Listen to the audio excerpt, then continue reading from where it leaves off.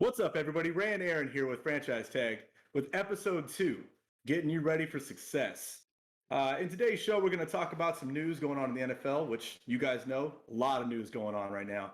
Then we're going to roll into a new segment called Spicy Takes, where we're going to take a shot at one or two guys for the season and see how they pan out.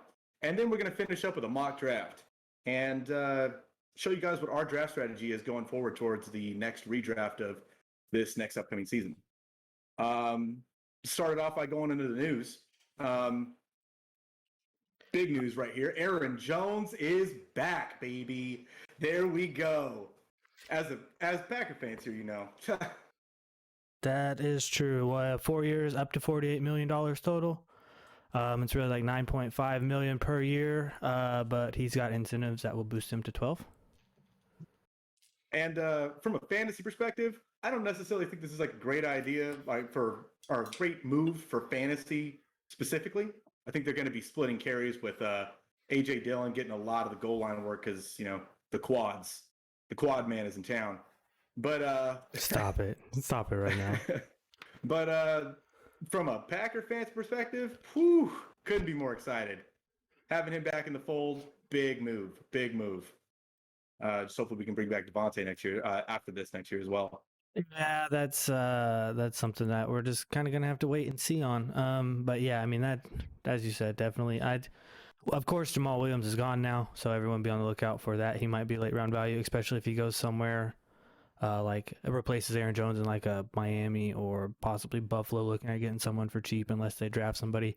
We're gonna do a spicy takes here in a little bit, so I might have something for the whole Buffalo landing spot destination. But that's besides the point. We'll get to that in a little bit. So in other news, Dak signed a massive contract. That he did. A huge contract with the Cowboys. $76 million in year one alone. Oof. Yeah, so I mean that's obviously my CD pick from last week, as we can see, might come to fruition. And that also bodes well for Zeke and Amari Cooper as well. The whole offense takes a step forward. You saw it, in the beginning of the season. Dak was on fire. I think he was on pace for like 5,000 yards. The guy was throwing everywhere. Granted, that defense was bad, but Dak didn't look too bad himself. And if you get that kind of value, Zeke kind of moves up a little bit in the first round. Looking at Amari Cooper maybe taking another step forward into the third round, maybe even touching the second. Maybe if you got some Cowboy truthers on your league. And like Aaron had hinted to earlier, CeeDee Lamb is going to take a big jump. I expect that to be late third round, early fourth, because of what you saw with Andy Dalton. Like we talked about last week, he'll probably Cowboy truthers like you were talking about who go higher. But sorry, I had something in my eyeball. Excuse me. With this whole Dak being re-signed, I would be more willing to take CD more towards the middle of the third if I'm really needing that position. So I'm willing to go a little bit for it to kind of bank on him being a wide receiver one. In other news, you ready? Jonnu Smith taking a huge contract. Nelson Aguilar. They're both going to the Pats. Sorry, I forgot to say. Yeah. They are doing what they don't normally do, and they are getting out the Brinks truck and pulling it out in front of Gillette Stadium and saying, "Hey, here's your money. Here's your money." So going full Oprah right there. Just here's your money. Here's your money. Just giving it to everybody. I think Nelson Aguilar does help that wide receiver room a lot. You didn't see a lot from him in Philadelphia. He did show signs of not greatness, but goodness, being good, being viable for the real NFL and for fantasy perspective last year on the Raiders. The only thing is Cam Newton, everyone's kind of like, oh, he's washed, blah, blah, blah. I mean, the dude had shoulder surgery. So, I mean, really, this is kind of Cam's last prove-it year because now he actually has a weapon. I don't think N'Keal Harry's a true number one in the NFL. He might be a good number two. You never know. Nelson Aguilar, he's kind of the deep threat, still, but at least it's two viable options for New England and for Cam to actually throw the football to them. Exactly. And then getting Jonnu Smith in an offense that likes to feature a tight end. They've done it for how many years with Gronk and Aaron Hernandez, and having that skill set that, those guys had. Jonnu Smith is in for at least a bump in his projections. Oh, yeah. Cam has always targeted a tight end. You saw it with Greg Olsen. Although I don't know if Jonnu Smith is as good as primetime Greg Olsen. I'm not too sure about that. But you did see that Cam has a tendency to target the tight end. Yeah, he most definitely does. Yeah, like you were talking about with the Panthers, he did it with Greg Olsen, but obviously Greg Olsen, not last year, year before last, but 3, 4, 5 years ago was he was up there. So I think we kind of beat that dead horse. The Gronks and the Bucks, they agreed to a 1-year deal. Gronk's first time in free agency, and it lasted like half a day. 1 year worth up to $10 million. So I mean, it is what it is. Tampa Bay's pretty much staying together. They're trying to make another run at it. So just to kind of put a little perspective on Gronk staying there, they still have Cameron Brate still there, and they have OJ Howard. OJ Howard. They also have OJ Howard coming back from a significant injury. So maybe Gronk isn't even the same tight end that he was last season, because they're still going to have a 3 tight end kind of set going on there. Yeah. Last year, just so everyone knows, after the first 5 weeks, Gronk was like tight end 32. That is awful. He finished the year as tight end 8. So I think he finally hit his stride and got that year's worth of not playing endurance back in him and stamina. So I think that he might actually still be not what he was in New England for the Patriots and Tom Brady, but kind of what you saw more on the back half / playoffs of last year, where he's not the number 1 or number 2, but he's still in that top 12 type tight end. And to kind of put it a little more in perspective, after the tight end 5, it's a wasteland of players. It's pretty much pick a name and swap them in and out. Hopefully he gets a touchdown, and he's a tight end 5. Yep. 1 touchdown, 1 catch. That's tight end 5. Yeah, because like you're saying, literally, it's normally the tight end 5 is like 3 for 42 to 58 and a touchdown. It's whoever gets the touchdowns are normally your top, outside of the top 5 in the top 10 still. Exactly. Go ahead. Go ahead. No, you go ahead. Sorry. We get a little delay on Discord, guys. So if we start talking over each other, we apologize. Go ahead, Rick. Yeah. So I wanted to talk about a couple of the guys that are still available, but really the bigger news is Drew Brees retiring. Big news for the Saints. You're looking at probably Taysom Hill as the starting quarterback, and you saw what that was. Does Kamara go in the top 5? So no. Saints are really smart. They completely. Sorry, I have my phone. I'm reading our notes here that I have. They completely restructured Taysom Hill's deal. It's basically a year-to-year contract now. He's got his money for this year, and if he performs, awesome. If not, they can literally cut him for pennies on the dollar. Michael Thomas. Gave this guy a promise ring, not an engagement ring. Exactly. So Michael Thomas, obviously last year, I expect him to drop. Everyone knows he's still good, but now with the quarterback news too, I expect him to really drop and tank. I expect other people to be taking over him. So instead of him being the 1 through 3 off the board, I expect him to be more close to the 6 to 8 off the board. Wide receiver. Injury. Looking more towards the 8.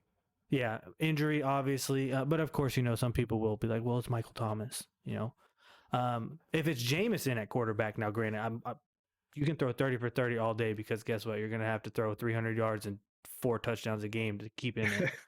Gotta come back, baby. Gotta come back. That's my point. But that's the thing is, I don't think people are going to be high on Michael Thomas. And we saw it last year that Kamara's value also drops because Taysom Hill is inside of the 20 and in, even the 10 and in. He's not looking to throw it. He's not looking to hand it off. It's an RPO. He's looking to keep it and run it himself.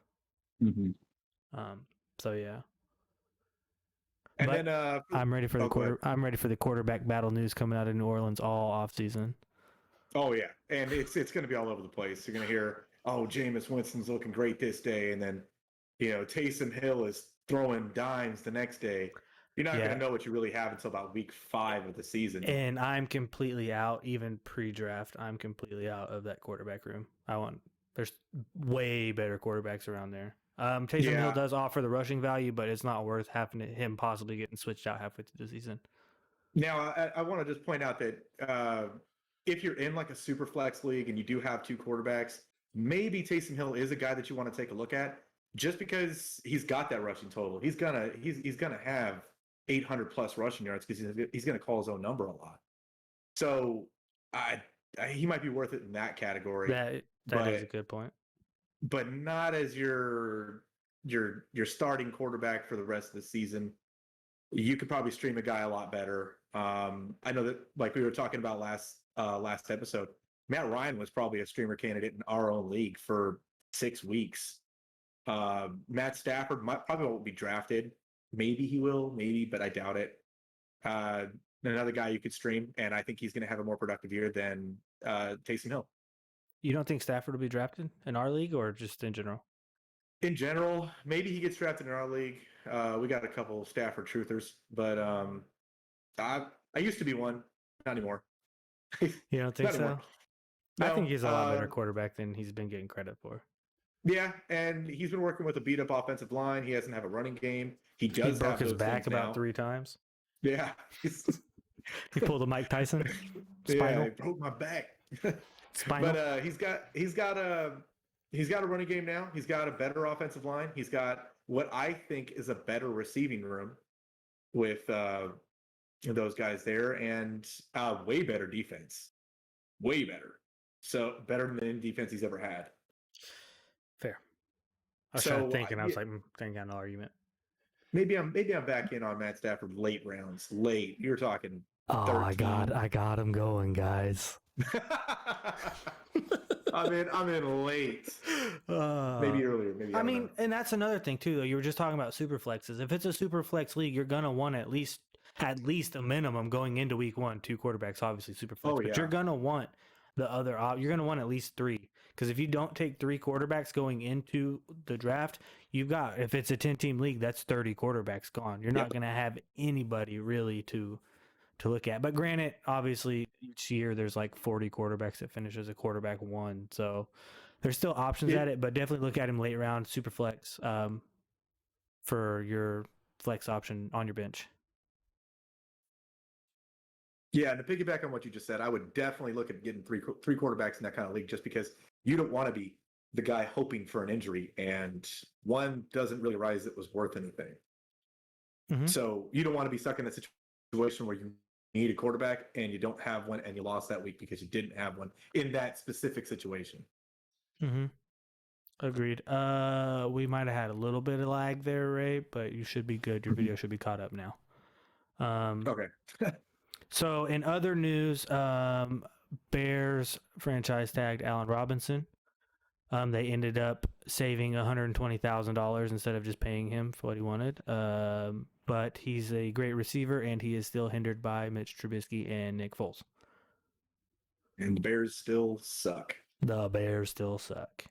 Chris Godwin, he caught the franchise tag for the Bucs. As I said, the Bucs are pretty much staying together, with probably minor pieces here and there that are going to change out. So big news. Well, not big news, but some big news. Kenny Galladay, free agent, not franchise tagged by the Lions. Let's hope he goes somewhere where he can shine. I've seen him linked to Green Bay. I don't think that happens. And even if he did, I don't know if that would be necessarily what you want from Kenny Galladay, because he's not going to be the top dog there. He's going to be playing second fiddle to Devonte. And I'm not too sure that you want to rely on the second target, maybe even the third, with Robert Tonyan, and maybe even the fourth with Aaron Jones. So I would imagine Kenny Galladay would be above those guys, but you just don't know how it's going to shake out. So I just don't think that'd be a good landing spot. What I do think is if he went to a team like, say, the Giants, be a good landing spot for him. He'd be the clear-cut number 1 there. I think the Dolphins could use some help. I know they have Devonte Parker, but they could use the help at receiver. They have Devonte Parker, and that's about it. The Raiders. The Raiders, they need help. Hold on, sorry, I'm running through my head. I had it and then I lost it. The Jets as well. Talking about New York. Yeah. They definitely need some for sure help. That whole organization needs help, but that's besides the point. And I honestly thought beforehand, that Kenny G was going to end up going to New England. I thought they were just going to pay him. But now with the Nelson Aguilar news, I don't see them doing that. Do you have how much Nelson Aguilar's contract was? 2 years, $26 million. Okay, so it's not. It's not I guess huge, that is but it's pretty big. Kind of big for what Nelson Aguilar is. Yeah, I don't know the details of it. It's probably front loaded, to be honest with you, and it is probably a lot of it's incentive based. So it's probably up to $26 million. But yeah. So Will Fuller. He's going to be to the Packers. He's going to be a free agent. What I hear is he's going to end up wanting or getting about $15 million a year. I mean, obviously the Texans are probably going to have first dibs at him, but that wouldn't be a bad number 2 in Green Bay. Deep threat guy. He can obviously do it as the 1, even though he boosted his numbers last year. But even when 2 years ago, even 2 years ago when D-Hop was still in the Texans, Will Fuller came out hot till he tore his ACL. It was an ACL, I think. Yeah. He's always had leg problems, though. That's what happens when you get speedsters. And then I'll let you talk about Buffalo Bills wide receiver. So with John Brown leaving the Bills, Gabriel Davis is wide open, and I think he might be falling through the cracks in a lot of leagues you're in right now. Definitely got to look at, because when we were saying people were peppered with targets, Gabriel Davis got a lot of looks. And if those start becoming catches and he starts taking over that number 2 role in an offense where Josh Allen's probably going to be throwing for 4,000 yards, that might be worth it. That might be worth the late round snag in the 9th or the 10th, maybe even the 8th. If there's nothing else there and you need a receiver, might be something to look at. But he definitely showed that he had the capability of being a solid number 2 in the league. Going down the stretch when John Brown wasn't around, he was definitely a guy that you could plug and play in there if you really needed a receiver. And I think that taking another step forward is definitely in the picture. I would agree. He showed sparks of being able to be a good player last year. So spicy takes. Yeah, let's do this. Let's do this spicy takes. I'll lead it off because I was really excited about this. So I was watching a lot of pro day tape. They got a lot of guys out there, and Trey Lance has been going around the internet. I'm telling you right now, this guy's going to be the real deal. I made a comp earlier. I'm going to retract that comp, and I'm going to put it more towards a Josh Allen type. This guy is a huge body quarterback. He's built like a brick. He can throw the ball a quarter mile. He's got super good accuracy when you saw it in the pro day alone. And he's mobile. So I think that'd be a pretty good comp is Josh Allen, if he can get to that point. And you put him on a team, I'm probably calling him to go to the Patriots, backup camp for a year, and then maybe not even a year, maybe 6 games, and then come in. And you're going to see a guy, this is the best quarterback coming out in this draft. I'm going to call my shot right now. That's it. It's him. I'll keep the comp that you made on the DL, and I'll give you crap about it. I'll give you crap about it behind the scenes. So Ray's calling his shot on Trey Lance. I'm going to call my shot on Travis. I can't ever say it. Etienne. I can't say it. I can't say it either. But Travis Etienne, the running back out of Clemson. So I'm just going to say it. He's 5'10", 200 and something pounds. So he's a smaller back. Sorry, I have my notes again that I'm looking at. He's 5'10", 208 pounds, I think. So he's a little bit shorter back, but he's still big. He's a pretty big bodied back. So this man in 2017 had his freshman year had 107 attempts for 766 yards, 13 touchdowns. He also had 5 receptions for 57 yards that year. Let's see, 2018 and 2019, he played all 15 games. They went to the playoffs. He had over 200 totes. He had over 1,600 yards both year, 24 rushing touchdowns, 19 rushing touchdowns respectively, along with 12 receptions for 78 yards and 2 touchdowns in 2018. 2019, he had 37 receptions for 432 yards and 4 touchdowns. So that puts him at 2,000 total yards in college with 23 touchdowns. And in 2020, they played 12 games. Obviously, it's a little weird COVID season, excuse me. And the ACC had some weird stuff. But even in 12 games, he had 168 attempts with 914 yards, 14 touchdowns, 12 catches through the 48 receptions through the air, another 588 yards with another 2 touchdowns. This dude obviously has the skill sets to be a 3-down back wherever he goes. He can run, he can catch, he scores touchdowns. He's physical, he's big, he's strong, he's fast. So I think teams don't normally take running backs in the first round. But I can picture somewhere like a Buffalo maybe taking him in the front half of the second to get rid of the problem that they have.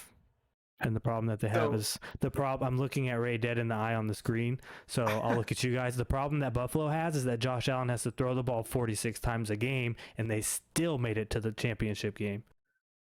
So let me ask you, where do you actually think he's going to go? Do you think Buffalo's going to take that shot? I think that Buffalo has everything pretty much shored up except for the running back room. In all honesty, they have a good defense. Their quarterback's phenomenal. He's taken huge steps forward in the 3 years that he's been in the league. The wide receivers, they have Stephon Diggs. If Gabriel Davis, I don't think they'll draft wide receiver because I think that letting John Brown go, saying, hey, Gabriel Davis is our next man up, he's going to be the next guy that we go after or that we have come through. As you've seen it, it's come through. They might do something crazy and take a Kyle Pitts, the tight end out of Florida, but I don't see it because they have Dawson Knox and they try to get him involved. But I don't think he falls that far either. I don't think so either. It falls that far. But I think that they might either take him in the end of the first round or early in the second. I do think that if Travis Etienne would have came out last year, Kansas City would have taken him instead of Clyde Edwards-Helaire. And this is another potential landing spot that I think that he could have would be Atlanta. Atlanta really needs a running back. Todd Gurley ain't the guy anymore. That's for sure. True. But you got to remember too, Najee Harris is in there, the Alabama running back. He's going to be So I have those guys, which everyone has those guys 1 and 2, but they're pretty much interchangeable. But I think Travis Etienne is the for sure blockbuster deal that someone's going to take an Alabama Najee Harris over him, and he's just going to way outproduce Najee Harris this year. I have him making a run for Offensive Rookie of the Year. Gosh. It's spicy takes, bro. That's super spicy. Spicy takes, man. I think it'll be telling where running backs like Chris Carson, Kenyon Drake, and Jamal Williams do go. I think that'd be telling him where these 2 running backs could fall to. Carson stays at Seattle. Think so? Yeah. I think they don't pay him. So my main thing is Aaron Jones took the money that he took with the Packers because the running back market isn't going to be that good this year. Correct. COVID, cap going down. He took the guaranteed money he can get on a good team, which I don't blame him. I'm happy that he did. But yeah, I think Chris Carson does the same thing in Seattle. He only made $2 million last year. I think he takes, maybe $5 million for Chris Carson. A 7th-round pick is good for him. He's a good back. He just gets hurt too much. No one else is going to take that risk. Yeah, he gets hurt a lot. Yeah. No one else is going to take that risk. Jamal Williams, though, only time will tell with that one. Do you think that Jamal Williams is a starting running back? In tandem, yes. I don't think he was used properly in Green Bay for his skill set because Aaron Jones flourished in Matt LaFleur's offense. Mm-hmm. So I do think he could be a starting running back, yes. I think that the same thing. You saw when Aaron Jones went down, Jamal Williams really stepped up. He was really productive, and that's what made me. That kind of sold me on the fact that Aaron Jones isn't coming back to Green Bay, but he is. So basically, I think that if he goes to a team like Miami that wants to run the ball 30 times a game, he's the guy that can do that. I think he can. He's got good pass protection. He's got good hands, and I'm a Packers truther, so I have to, highlight this guy. I'm Team Yeah. Jamal. Yeah, I mean, I agree. I think he's a cool dude too. From all the interviews he does and everything you hear about Yeah. him, everyone says he's a great dude. He's upbeat, positive. So yeah, I'm interested to see where he goes. I do think he can tote the ball, 20 times a game for somebody in a lead back role. I don't think he'll probably get a 4-year deal like Aaron Jones did. I mean, they both went fourth and fifth round in the 2018 draft. Yes. He was the 4th round pick. Aaron Jones was the 5th round pick. Yeah. So I mean, there's a little bit of capital on them. They're still got some time on their bodies because obviously it's NFL running backs end at about 30.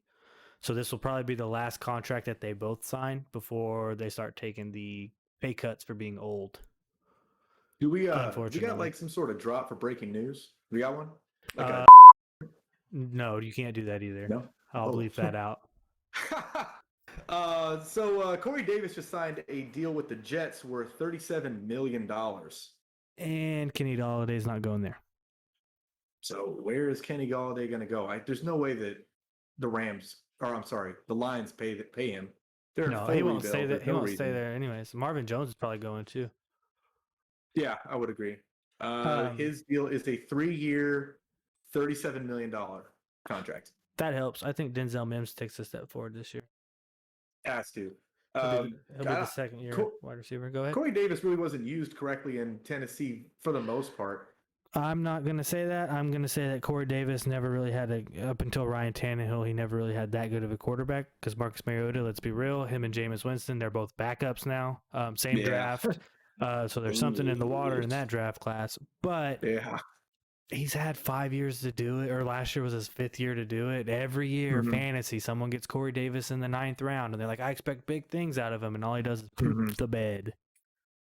Last year was probably the least amount of poop he had in that bed. Big stinkers. But yeah, that's true. So are you ready to roll into this next segment here? Yeah.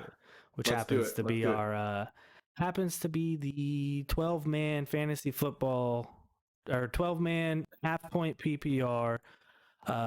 We are here right now. I'm going to switch the settings up here to go into random order position. So 12-man half-point PPR settings. 1 quarterback, 2 running backs, 2 wide receivers, a tight end, 1 flex, 3 bench players. We're only doing 3 bench players. We're doing a 10-round draft. So we will adjust as need be. So we're going to randomize the teams here. We're going to see where we go. I'm going 11th and Ray's going 9th. So we shall get this going. Let me know when you're ready to go, Ray. Let's run it. Let's do it. You ready to run it? Oh, sorry, I messed up. Ready to run it. Give me this just 1 second.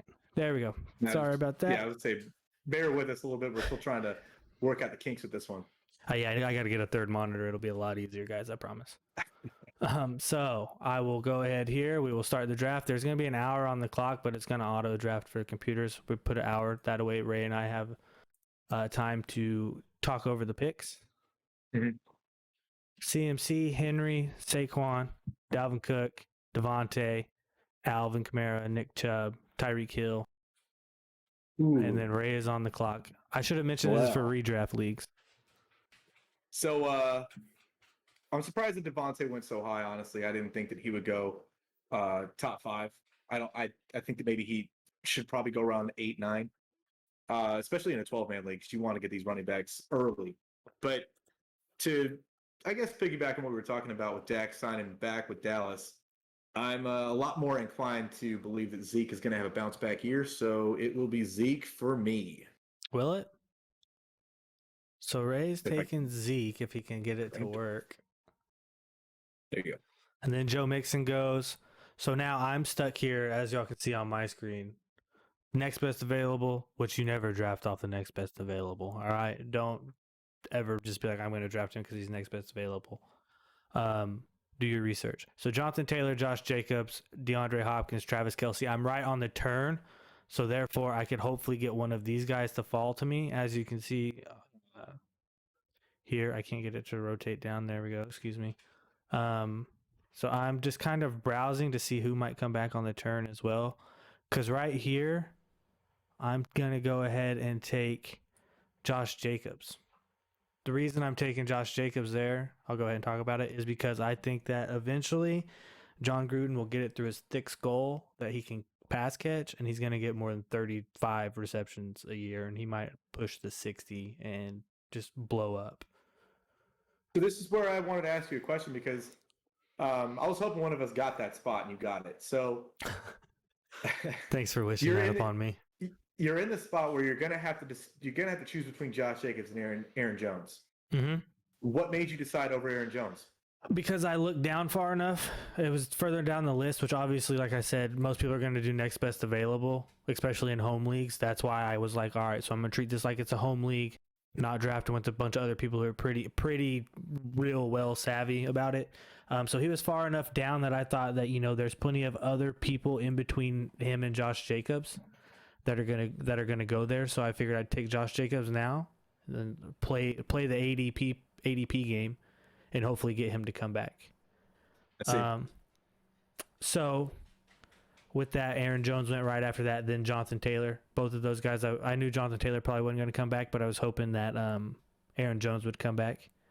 One of the two. Yeah, one of the two. So right here, I'm looking again, and I know I'm not going to get my third-round pick that I want. So as we talked about last week, I'm definitely just going to go ahead and shore up one position on the field because I'm not taking James Robinson. I'm not taking J.K. Dobbins. I'm not taking Miles Sanders. I'm looking for running back in the first 2 rounds, realistically. Yeah, is DeAndre Hopkins good? Yeah, he's great. Do I want to draft him here at his value? He has to return on 3 to give me that value back. Travis Kelce's going to finish as 1 or 2 in the top tight end. So that's who I'm taking there, and I'm shoring up that position like we talked about last week. I'm keeping my waiver wire picks my priority, and I'm keeping my fab money. So I was kind of hoping Travis Kelce would fall to me right there. I was hoping he would. He didn't. So I'm going to be taking a look at another running back here that might be getting overlooked a lot more than he should be, and that's James Robinson. Mm-hmm. I think with shoring up that quarterback position, and the whispers in the bush are that DJ Chark is going to be out the door to Baltimore. That's not boding well for James Robinson's weapons outside of him. Laviscus Chenault. Did I say that right? Yes, sir. I can never be a substitute teacher. Laviscus Chenault. Aaron? Aaron Rodgers. I think he might take a step forward, but they're going to need to get another weapon out there. I'm still thinking that he's still going to get the same kind of workload that he did last season. So I'm going to go ahead and take a shot on James Robinson, shore up that running back 2 spot, and move forward. That's not bad. He's a little too high to take there for me personally, just because I'm waiting till after the draft. After the draft, a lot of these positions become more solidified, and you get obviously the rookies that are going to jump in and take over spots. At the 3-4s, that's the dude I was looking to get back on my third. So Ray took James Robinson, then goes Miles Sanders, J.K. Dobbins, D-Hop, Julio, Michael Thomas, Austin Eckler, DeAndre Swift at the 2-11, Cam Akers at the 2-12, Mike Evans at the 3-1, A.J. Brown at the 3-2, Stephon Diggs at the 3-3. I didn't think he would get not taken over Mike Evans. Then Antonio Gibson, then Chris Godwin, then CEH, then Patty Mahomes, first quarterback off the board, 3-7, Adam Thielen up next, and Ray's on the board at the 3-9. Now, I want to just preface this by saying that I think closer towards draft season, you're going to see Stephon Diggs take that step a lot closer to DeAndre Hopkins. I don't think that Julio Jones and Michael Thomas go in the second round. I don't buy that. Oh, no. I do buy that A.J. Brown might go up to the second round, late second. And I couldn't imagine taking Adam Thielen and Chris Godwin over DK Metcalf. Even though he had a subpar end of last season, he's only going to get better. He's still learning how to be a receiver, and he's that good already. Now, that's all dependent on if Russ stays or not. But if he stays, I'm going to probably take DK over those guys as well. But where I'm at right now, perfect time to take my man, George Kittle. Okay, so you're going ahead and shoring up that tight end spot too. Then in between you and I, Justin Jefferson went. That's really, like I talked about last week as well, that's entirely too high for me and my feelings. When you see the wide receivers that are left on the board, and Allen Robinson, and Kenny Galladay, Amari Cooper, a Calvin Ridley, Keenan Allen. So those are just kind of the things that I'm looking at. That's too high for me. They would probably go Allen Robinson, Kenny Galladay, those 4 that I named, and then he'd be in the conversation with taking a Keenan Allen. So for me, obviously, I'm struggling here. I need a running back. I have it filtered, Ray, on my screen, and that way I have it filtered by just the running backs. I need a running back here, right? Because on the turn, like I talked about, I got 2 more picks, and I get to pick again. I'm good with what I just talked about. Allen Robinson, Kenny Galladay, Amari Cooper, Calvin Ridley. There's 4 wide receivers, only 2 spots till I pick again. So I'm taking the running back that I want because I need another running back. So I'm looking at right here. We talked about Chris Carson. We don't know where he's going to go yet. So I'm kind of staying away from that. And as I said, other stuff will get shored up as the offseason continues and free agency ends. So I'm going to take the guaranteed volume of David Montgomery in Chicago. That's what I'm going to do. I'm a little surprised right now because you still have a chance to call your shot right here. You have a chance to call my shot. Exactly. But Kenny Galladay's right there. Trying to sway the boat. That's who you want, though, isn't it? You want Kenny Galladay, don't you?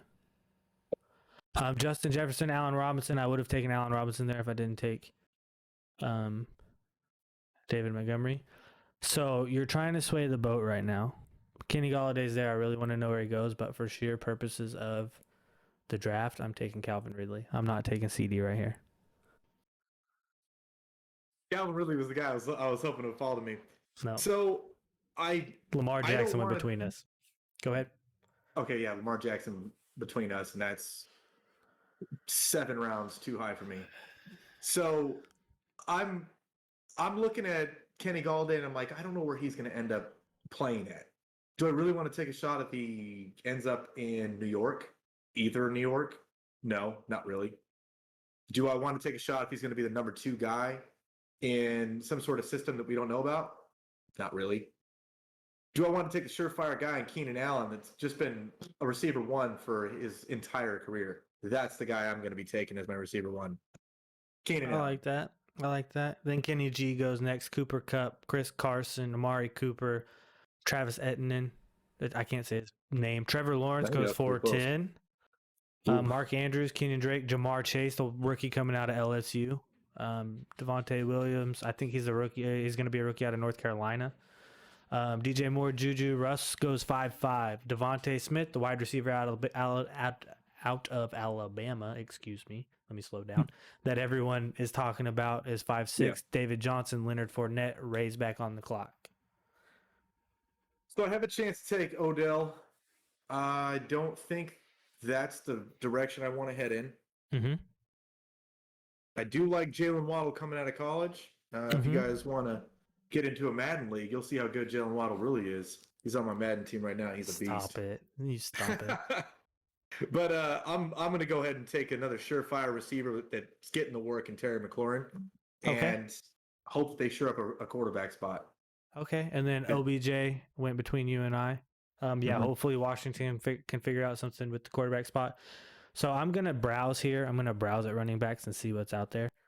To add one more thing about Terry McLaurin, sorry to cut you off. To add one more thing about him, they don't really even need to shore up the quarterback spot because he's done it without one for so long. That's fair. He hasn't had anybody besides Dwayne Haskins and Alex Smith's ghost to throw him the ball, and Tyler Heineke to throw him the ball. So that's fair. I know a couple people that would argue with you, but I will agree with you on that one and say that's a fair statement. I know a couple people that would too. So right here, I'm looking at, I have straight up running backs are good, tight ends good. I need another wide receiver right here, right? As you said, there's Jalen Waddle. DJ Chark is supposedly going to please help me. Baltimore. Thank you. Baltimore. Thank you. So I'm looking here, and I'm going to do it. I see Robert Woods here, and this is about the tier break that I have with him and my boy CD, which technically, if you wanted to, I'm going to play the ADP game. I'm going to take Robert Woods right here. So see, I played the ADP game, and it worked out for me. So I took Robert Woods. Zach Ertz went next. I don't think that pick actually happens. Then Deshaun Watson finally goes at the 6-1. So at 6-2, I'm taking my guy because this is great value. I think personally for me, I think this is great value. I'm taking CeeDee Lamb. That is good value, and I like that pick a lot. I think that's going to return the most value that you can get out of this draft, really, where you're at. So back on the clock again. I do like that I have two good running backs starting the team off. I do like that I have two really good receivers, and I've got that tight end shirt up. But I'd like to get a little more depth. I'd like to start working on those pivot pieces that I have on my bench. And I'm seeing Kareem Hunt out there. I understand that he is in a split back situation, and even with the opportunity with Nick Chubb going down, he still didn't really pop off the screen for you. But when Nick Chubb came back and it was an actual tandem backfield, he was a better running back for it. He's involved, he's a pass catcher, and he's definitely a flex option going forward throughout, the remainder of the season. If you look at how it was last season, I think Aaron has a pretty good in-depth take on that. Yeah, I had Kareem Hunt last year. I traded for him. I think I traded T.Y. Hilton for him in like the week 3. He didn't win me weeks, but he didn't lose me weeks either. He was very consistent even when he carried the load. But yeah, that was who I was going to take. It was between him and Melvin Gordon if I didn't take CD there. So then as you guys can see the board, I'm just going to start going off notables. Kyle Pitts goes at 6'6", rookie tight end. Josh Allen goes at 6'11". Kyler Murray goes at 7'1", DJ Chark 7'2", Mark Ingram. He's not, I don't think, going to get drafted. And then Aaron Rodgers gets drafted at the 7'8". Pretty high for Aaron, too. I didn't think you would go that high. That is pretty high. So, and then I am back on the clock. And I think right now is a time where I'm comfortable taking a quarterback. Okay. And you're going to do it, aren't you? This is the highest that I would be willing to take a quarterback, and no, I'm not going to do it because I don't think Trey Lance starts this season. I don't think he does. No, I'm not talking about that. Oh, but go ahead. It's definitely Dak Prescott. That's what I was thinking. Yeah, so see, I was hoping. Kind of value. Go ahead. Yeah. For that kind of value, Dak Prescott sitting there at the 7-9 and what he was doing at the beginning of last season, if he can just mirror some of that action, I'm looking pretty good. I'm not mad at picking him towards the end of the 7th, closer to the 8th. And if I can get a little bit of that going, I don't have to stream a whole lot of quarterbacks, and my roster spots open up a little more. Picking your quarterback at a correct time can really open up your whole roster. But when you take one too high, let's say where Lamar Jackson is and how he has to return on such a high value that if he doesn't, it's a huge miss where he could have got, let's say, Calvin Ridley. He could have got a Najee Harris, right around there. He could have got some key players, but he chose to take the chance on Lamar Jackson. And if he doesn't return, now you're looking at a huge hole in your roster. You've now had to open up another spot in your bench to find a quarterback, and you're now streaming and wasting fab or wasting waiver priority to sure up a spot that you could have shored up way later in the draft with a guy that's a little more steady and solid. I agree. And had you not taken him there, I probably would have taken him here, just simply because I would have a stack with CD as well. Yeah, this is about the area that I'm starting as you are to look at quarterbacks, and all depending on who's there and what other aspects of my team I have, I'll be good, or I'll do it. So for my team right here, Ray, obviously, as you were talking about last round, I need a good, surefire, plug-and-play running back. So for me, it says he has a questionable tag on here, and I don't know why, but I'm locking in that Tampa Bay Buccaneers running back, Ronald Jones. I can agree with that pick. If you don't see another running back taken in that room, I couldn't imagine James White not getting a call. I mean, him and Tom Brady are boys. How did I get to call that guy? That's fair. They need a guy that can catch the ball out of the backfield is what I'm trying to say. And that's the only negative side of Ronald Jones that, coupled with his inconsistency with carrying the ball, is the fact that he can't catch the ball. He just can't. I don't know why. He just didn't get. He's got nubs. Can't catch the ball. So they got to get another guy out there that can, and that might hurt Ronald Jones going forward. It might, but at this point in time, obviously 7th round. We're in the 7th round now. Most of the time your starting lineup's pretty much solidified, minus a quarterback, unless you took one early. But just like you were talking about, stay fluid, man. Don't be afraid to you go into the draft with one strategy. Don't be afraid to pivot and move guys around and do things, because your roster is not going to look anything like what it is at the end of draft day that it is at the end of the season. Correct. Unless you hit the lotto. Unless you hit the lotto and only have to make one or two moves, you're gonna pretty much be pieces are gonna be moving all day. Exactly. To put it in perspective, if you took a look at our league that me and Aaron play in, and you look at the amount of moves that just myself alone made, it was about 60 moves. I think right about there to around the whole season, about 60 moves. My roster looked nothing like it was at the beginning of the season. And it's because you have to stay fluid throughout the whole season, not just at the draft, and not to just give up on your team at the draft, but to continue with your team throughout the whole season and fill those gaps that you're missing on, you have these deficiencies in. For me, last year it was running back 2. After Todd Gurley decided to stop knowing how to play football, I had to kind of figure that out, and I didn't figure it out until I got Cam Akers. So it's the importance of running backs. It is the importance of running backs. So how many rounds are we going? We're going 2 more rounds, right? So yeah, I'm gonna start reaching here a little bit just to kind of show you like what I would be looking for at the end of drafts, since we're not doing a full in-depth draft. So right here, since we're winding down, I have 3, 3, 1. Trying to see what's left on the board. Excuse me. There's still a lot left on the board that I would like at quarterback, as far as the quarterback position. So for me here, I'll probably end up taking. No, you know what? We'll play it out. Excuse me.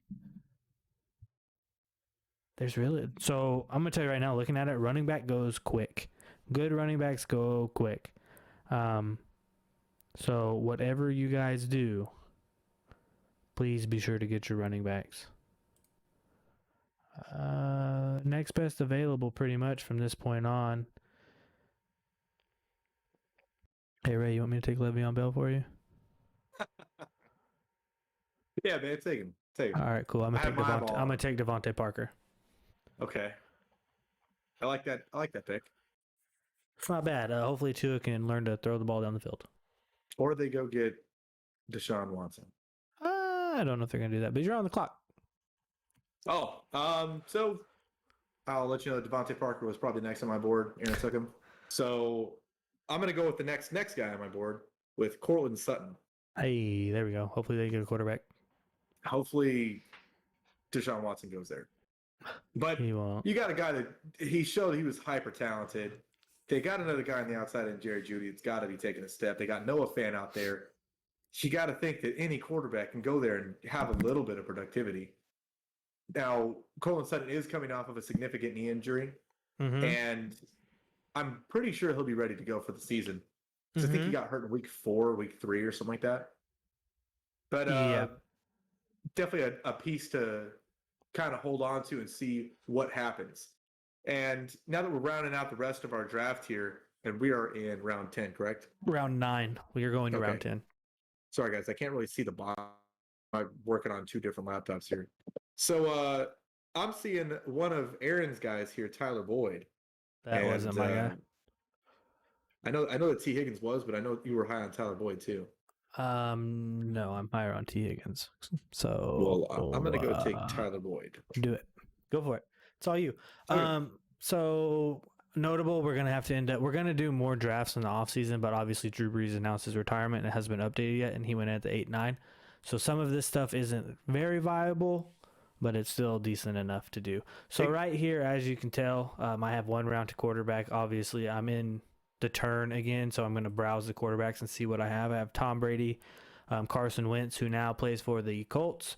My late round quarterbacks, Matt Stafford and Justin Herbert, they're both still there. I'd imagine they'll probably be there till about round 11, around 12.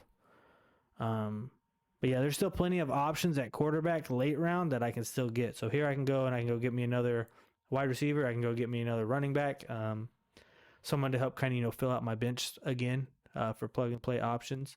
So what I'm going to do here is I'm going to end up probably taking the number 2 honorable mention. Well, I think he made the honorable mention category last week. I'm going to take Brandon Ayuk. And then it's back on me, obviously. And for my quarterback in the last round, I'm going to take my guy that I want to call a shot on, Matt Stafford. Okay. So in this part of the draft, you're more starting to take shots on guys that you don't know what they're going to be. You're getting towards the end of the draft, and you're running out of options that you got, especially in a 12-man. And you could see how pivotal it is to actually take those running backs earlier, because when you don't have one, it's real tough. And we're going to get into it with upcoming shows on different draft strategies and looking at the no running back draft strategy, which blows my mind how you win a league like that. But So we're going to look at it. We'll look at it, and I will recommend the only time you do a 0 RB running back strategy is when you're in a spot like mine in a 12-man where you're at 11 or 12, because then you're going back-to-back wide receiver to be like Devonte or Tyreek if they fell later, or, you're getting the Devontes, the Tyreeks, the D-Hops, the Michael Thomas. You're getting 2 of those top 4 guys most of the time if you're at the 12. And you're just banking on the fact that they both pan out. You're banking on the fact that they both pan out, and then, like you said, in these later rounds, you're calling your shots, and you have to hit on like rookie running backs or running backs that automatically are going to be able to get the call up, that split in time shares. But we'll go more into that when we actually do it. So, like I was saying, we're going to take a shot on a guy, and I'm going to take the rookie running back, Michael Carter, and see what happens. See where he goes. Maybe he gets a little bit of work in there, and I've got another running back that I can kind of put in if I needed to do it. I feel that. And if you're playing in a keeper and yours is based off of what ours is in last year's ADP +1, that if he molds into a starting running back throughout next season, then you just stirred up your keeper spot right then and there. Agreed. I agree. I can see that. So my finishing lineup or starting lineup will be Matt Stafford at quarterback, Josh Jacobs and David Montgomery at running backs, Calvin Ridley, Robert Woods, CeeDee Lamb at wide receivers, Travis Kelce at tight end, and then my bench spots would be Ronald Jones, Devonte Parker, and Brandon Ayuk. So my roster's looking like Dak Prescott at quarterback, George Kittle at tight end. I know I'm kind of jumping around, but get the onesie twosies out of the way. Zeke at running back 1, James Robinson at running back 2, Keenan Allen at my receiver 1, Terry McLaurin at my receiver 2, Cortland Sutton and Tyler Boyd as my bench receivers, or maybe one of those guys as a flex, Kareem Hunt as a potential flex bench running back, and rounding it out with Michael Carter as a potential, maybe he lands somewhere like Atlanta, and now he's the guy. I can feel that. So immediately right here at end of draft, Ray, what are you looking at? Because I'll tell you what I'm looking at. Right here, I'm looking at my roster that I currently have, and I'm looking specifically at Team 4. And I'm looking at Team 4, and I'm thinking, all right, cool. What can I package together to give them a better wide receiver to get Antonio Gibson off of their hands? I don't want to sell the farm for it, but I want to shore up my running back spot and my extra running back spot, because I don't really believe that much in Ronald Jones, but he was the best available at the time and the way the draft fell to me. So I'm looking to trade for Antonio Gibson or Travis, I can't say it, Etienne. I'm looking to get one of those guys, whichever ones I can trade for best value. That would be my immediate move right after the draft, as soon as teams are locked into whatever platform you're using. I would be looking at something like a package deal to try and get one of the second-year running backs that I'm pretty high on. Cam Akers comes to mind, but I would think that he would fall a lot later than the end of the second. Yeah. If the guy drafted him to be his running back 2 in the second, most likely I'm not going to be able to get that guy without giving up way too much. So packaging a deal for maybe a more solid receiver 1, that might be another option. Because I have Keenan Allen and Terry McLaurin, maybe the guy that has a DeAndre Hopkins might want to make that move. Mm-hmm. Maybe package that with maybe a next year's pick if you guys can do that. Mm-hmm. But outside of that, I mean, I'm pretty pumped about that team. I'm gonna be real. Yeah. I'm pretty pumped about that team. I'd go out with that team. I'd marry that So team. what is the one Take it on a thing? date. What is the one thing to remember about your stuff? Don't get locked into it, right? That's why we immediately Yeah, started don't do it. talking what we would do as what we saw in the draft and what we really wanted to happen and what we're trying to get going. So don't be afraid to make trades, guys. You see a lot of people that make trades. A lot of managers do overvalue their players and undervalue yours, but that's why it's all about communication and trying to come to that middle ground of what you guys can both agree on and think that is a fair and equitable trade for both parties. If both parties feel like they got screwed over in it, it means it's a good deal. I mean, that's the best way to look at it. Yeah, and to kind of piggyback on what you're saying, that open line of communication might open the door to get you a guy that you might are pretty high on. One thing that I really wanted to talk about during the draft, I didn't get a chance to, was if you're high on a guy, if you're truly believing that guy is there, and you might have to reach for that ADP to get him. Like, let's say I'm really high on Cam Akers, I really am, or Antonio Gibson, one of those two guys. If I felt that he's close enough to where it wouldn't kill me to take him, I'm going to grab him right there. I think that James Robinson, Cam Akers, and Antonio Gibson are all interchangeable in where they're at right now. And I could have taken any one of those three and been happy about it. I agree. We will eventually, I'm not going to name a date, but after the rookie draft or after NFL draft and everything's done, we'll do a full on 10 team, 15 round full on draft. Yeah, I'm looking forward to that. Hey. You got anything else there? As for me, no, I don't have anything. You got anything? The only thing I got is if you guys could help us out with a subscribe. Let me hit this. Oh, go ahead. Sorry. Hey, man, let us get a like, a comment, a share, a follow, a sub. It really helps with the YouTube algorithm, and it really helps us doing this just for fun to get us a little bit more following so we can bless other people with our knowledge and presence. Exactly. And really, I just want to say thanks for you guys just coming out watching the show. We're having a great time doing it, and we'd like to continue. So those likes, those subscribes, those follows, and those shares really help us out. And if you guys could, please go into the comments and let us know what you guys want to hear next. We're open to talk about whatever you guys have. Any kind of questions, reach out to us on both our Twitter handles. You can slide into those DMs, whatever you guys want to do, and we'll try and tackle whatever you guys send out to us. For sure. But yeah, I mean, if you guys have any suggestions and stuff, I mean, even editing suggestions, stuff you guys want to see happen on the screen while we're just over here blabbering. If you guys want me to start editing in some funny jokes and make Ray's face look all distorted, then let us know. Yeah, that's all I got. But yeah, all right, guys. Until next week. See ya.